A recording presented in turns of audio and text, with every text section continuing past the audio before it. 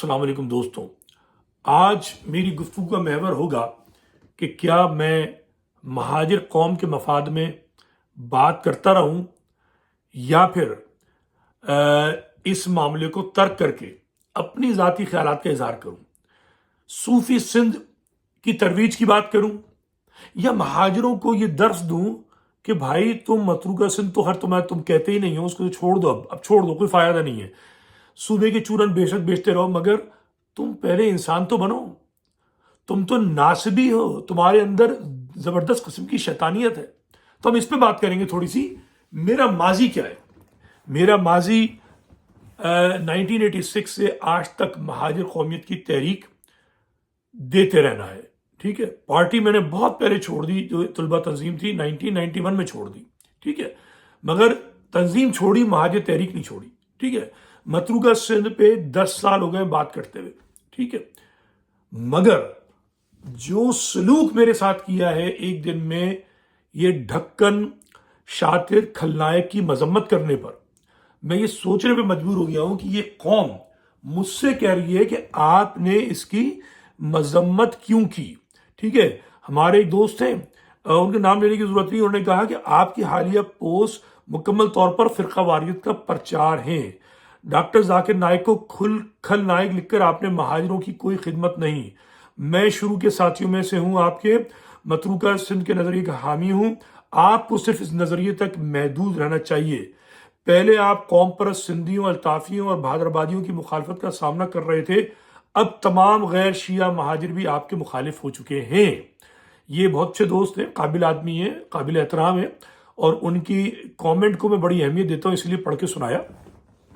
بات یہ ہے کہ میں بڑا غیر اہم آدمی ہوں، میری گفتگو بڑی اہم ہوتی ہے متروکہ سندھ کے بارے سے، لیکن میں بڑا غیر اہم آدمی ہوں، مجھے بہت گالیاں پڑتی ہیں، مہاجر بھی دیتے ہیں، نسل پرست بھی دیتے ہیں، ان کے بہادر آباد والے بھی دیتے ہیں، الطافی بھی دیتے ہیں، میری صحت پہ فرق نہیں پڑتا، مگر اس دفعہ پڑ گیا فرق۔ پتہ فرق کیوں پڑا؟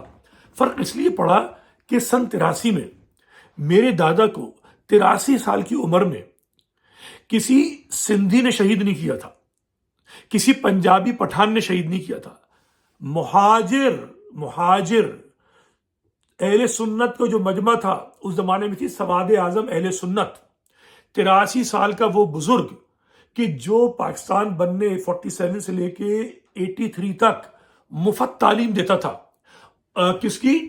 میتھمیٹکس کی۔ کہاں پر؟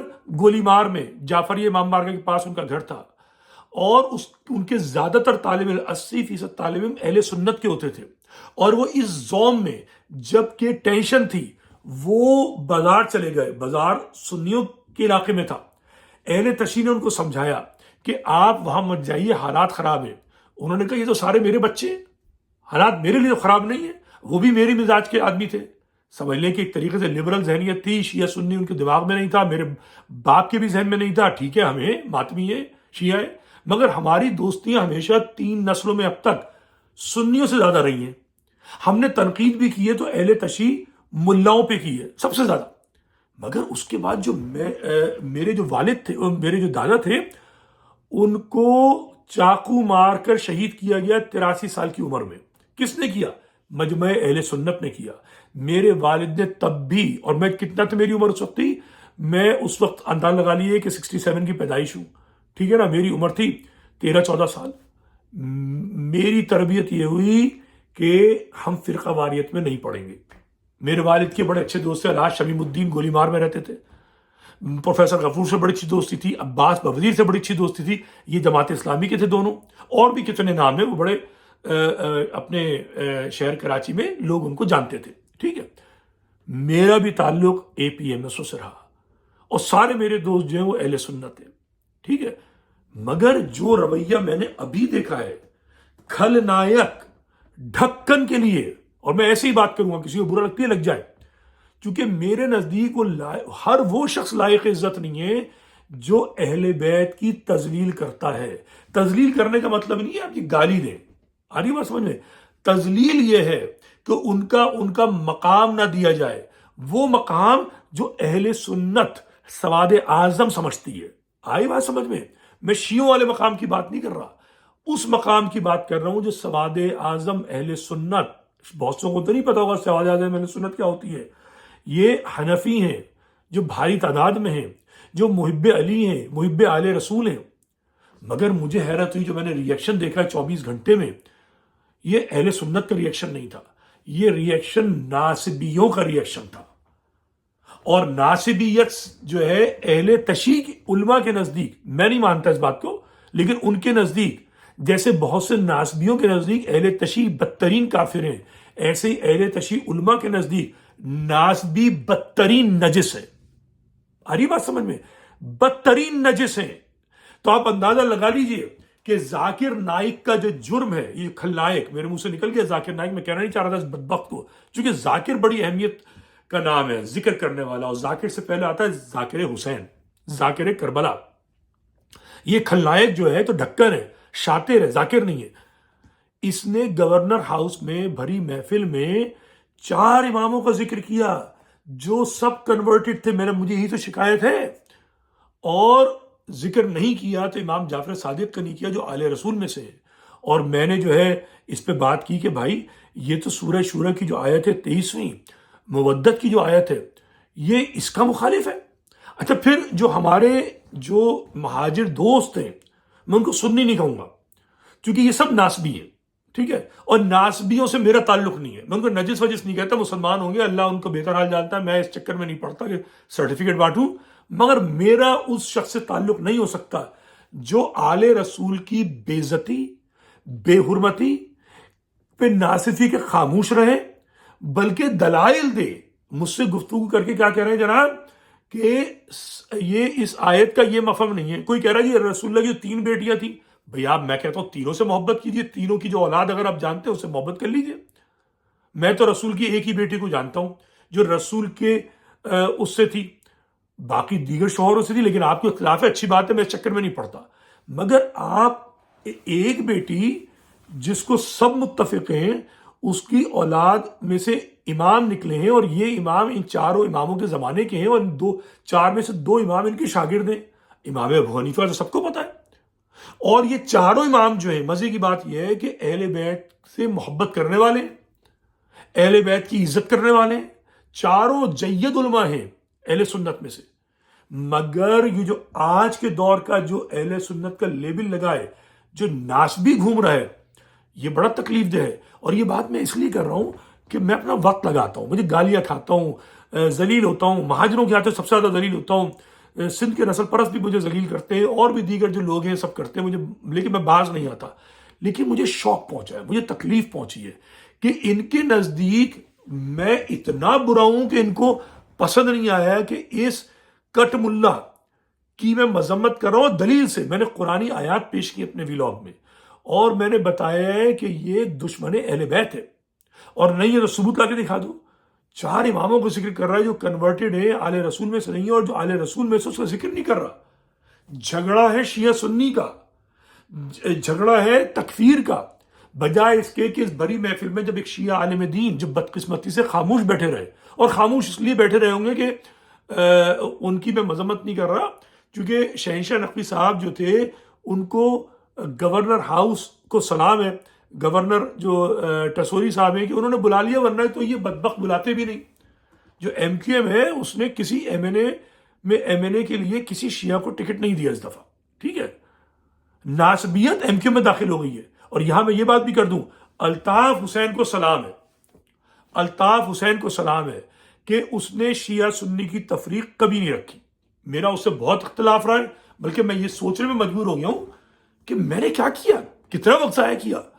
یہ مہاجر حقوق کی جب بات کر رہا ہوں، جب میں مختلف دیگر لوگوں سے لڑائی کرتا ہوں، ان سے دلائل دیتا ہوں، ان کے لیے، یہ تو خود اپنے لیے متروک اصل کی بات نہیں کرتے، میں ان کے لیے کرتا ہوں، ٹھیک ہے نا۔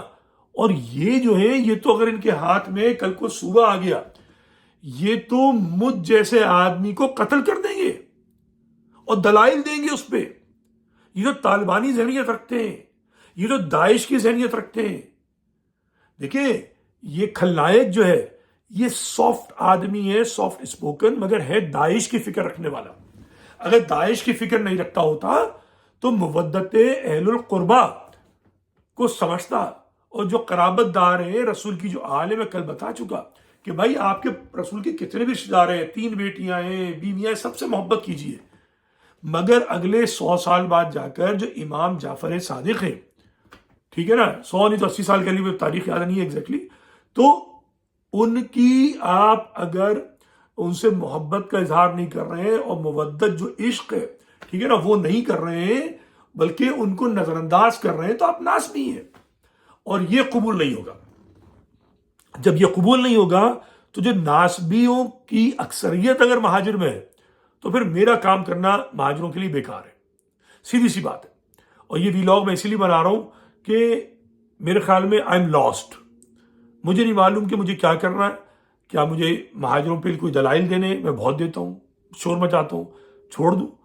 فارغ تو میرے پاس ٹائم ہوتا ہے اور میں کروں گا بات، لیکن میں ذاتی طور پر بات کروں گا، کبھی کسی کی کر لی، سیاسی وہ دے دیا۔ مجھے ضرورت نہیں ہے ان لوگوں کی لیے وکالت کرنے کی، دلائل دینے کی، کہ جن کے ہاتھ میں اگر اختیار آ گیا تو وہ مجھ جیسے آدمی کو قتل کر دیں گے، مجھے ذلیل کریں گے، چونکہ یہ تو اس خلنائق کے فالوور ہیں بھائی۔ میں تو اب تک ان کو مہاجر قومیت میں اپنا ہم رکاب سمجھ رہا تھا، مگر یہ مہاجر قومیت کے لوگ نہیں ہیں، یہ ناسبی ذہن رکھتے ہیں۔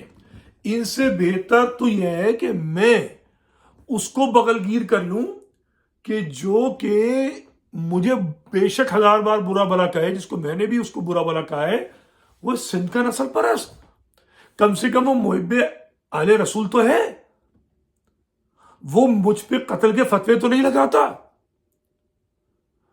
تو یہ بڑی اچنبے کی بات ہے، میری سمجھ سے بالاتر ہے کہ مجھے کیا کرنا ہے۔ مجھے کوئی شوق نہیں ہے کہ میں لیڈر بنوں مہاجر قوم کا، مجھے کوئی شوق نہیں ہے کہ مجھے وہ اہم سمجھیں۔ میں نے کوئی نوکری نہیں کی ہے کہ میں صرف متروکہ سندھ کی بات کرتا رہوں۔ میں بات وہ کرتا ہوں اور وہ کروں گا جو میرا دل چاہتا ہے، جو میرا دماغ سوچ رہا ہوتا ہے۔